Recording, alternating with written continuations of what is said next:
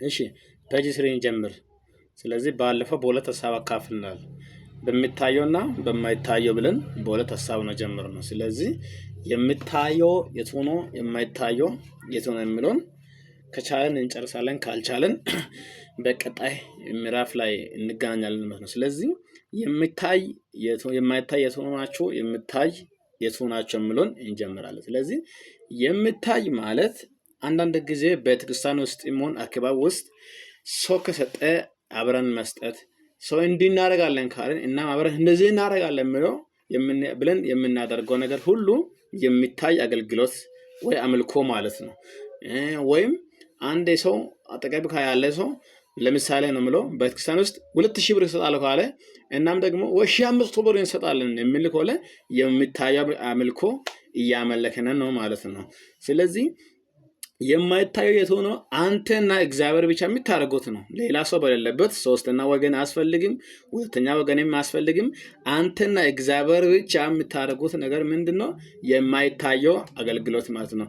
በዛ በማይታየው አገልግሎት ውስጥ ምን አለ ካላችሁ የእግዚአብሔር መገኘት አለ።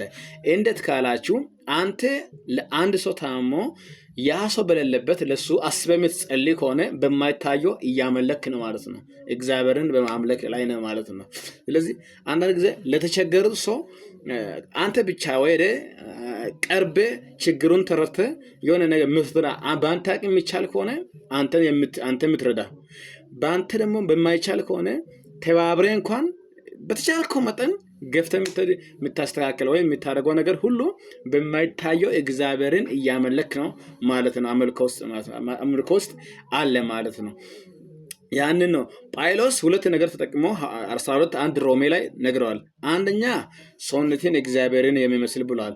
ሁለተኛ የልባችን መታደስ ተለወጡ እንጂ ይላል። ስለዚህ የልባችን መታደስ የሰው ነው፣ የሰውነታችን ደግሞ መታደስ የሰው ነው፣ የልባችን መለወጥ። ስለዚህ በዚህ ላይ ደግሞ በኋላ እንደርሳልና ስለዚህ አምልኮ በዋናነት ምንን ይፈልጋል ካለን በአምልኮ በማይታየው ውስጥ ምን አለ ካለን አንደኛ አንድ ሰው የተፈጠረለትን ዓላማ እግዚአብሔርን ለማምለክ ከሆነ ለፈጠረው መገዛትና ለሚሆን ነገር መኖር አለበት።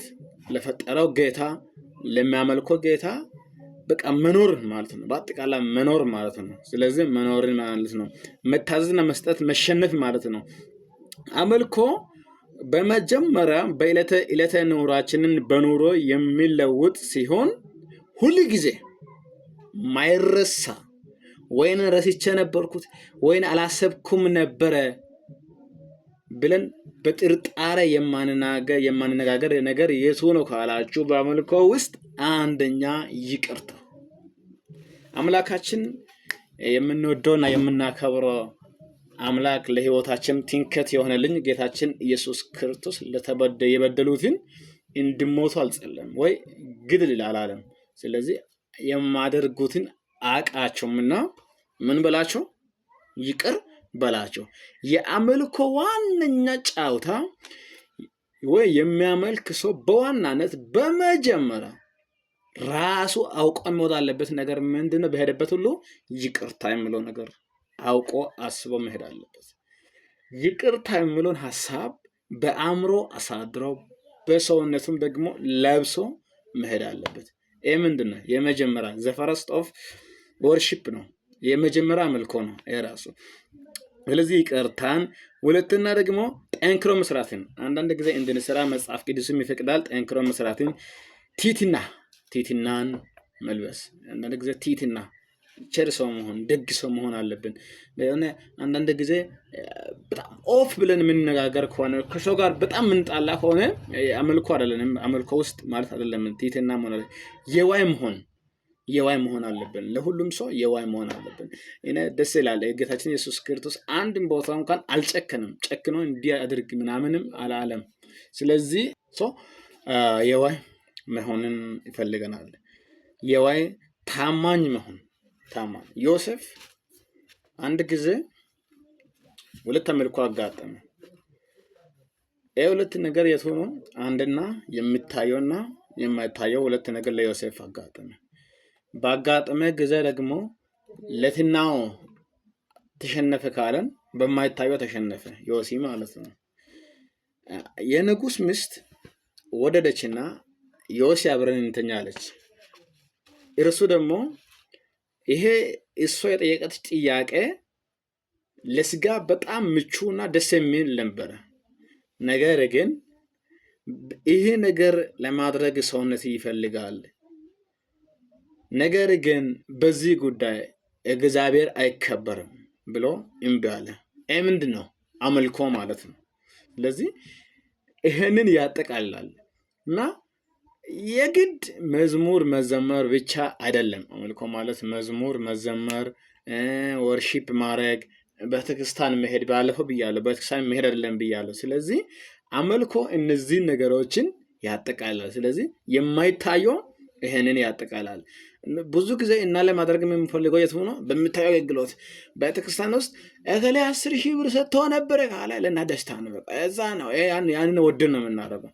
እግዚአብሔርን ብቻ እንዲህ ሰው ባያይም እግዚአብሔር ያል ብለን በውስጥ አድርገን የምናስቀምጠው በህልውና በልብ ተሸንፈን የምናደርገው የማይታይ አገልግሎት ማለት ነው። ስለዚህ በሚቀጥለው ነገር ሰፋ አድርጌ አሁንም ዲቫዝ ያደርጋለ የመጽሐፍ ቅዱስም ክፍል ይሰጣቸዋለሁና በሚቀጥለው ላይ በጣም ሰፋ አድርገን እንጀምራለን ማለት ነው። አሁንም ይቀጥላል። ስለዚህ አሁንም አምልኮ ውስጥ ነኝ። ስለዚህ አምላክ ምንድነው የሚለውን አልገባንም። ስለዚህ አምላክ ምንድነው አምልኮ ምንድነው የሚለውን በሁለት ሐሳብ ስለሆነ አሁን ጀምረን እስካሁን የደረሰ ነው አምልኮ ብቻ ነው። ስለዚህ አምላክ ምን እንደሆነ ደግሞ አልጀመረንም። ስለዚህ ይህ ቪዲዮ ለሁሉ ሰው እንዲደርስ ሼር ኮፕሊንግ ያደረጋችሁ ለጓደኞቻችን እንዲደርስ እንድታደርሱልኝ በእግዚአብሔር ፍቅር እጠይቃችኋለሁ። አድርሱልኝ። ስለዚህ እስከ መጨረሻ ድረስ ደግሞ እናንተም ተከታተሉ። ሐሳብ አስተያየት ካላችሁ በኮሜንት ላይ እያስቀመጣችሁ እንትን ማድረግ እንዳትረሱ። ስለዚህ እወዳችኋለሁ። ቸሩ ያቆየን።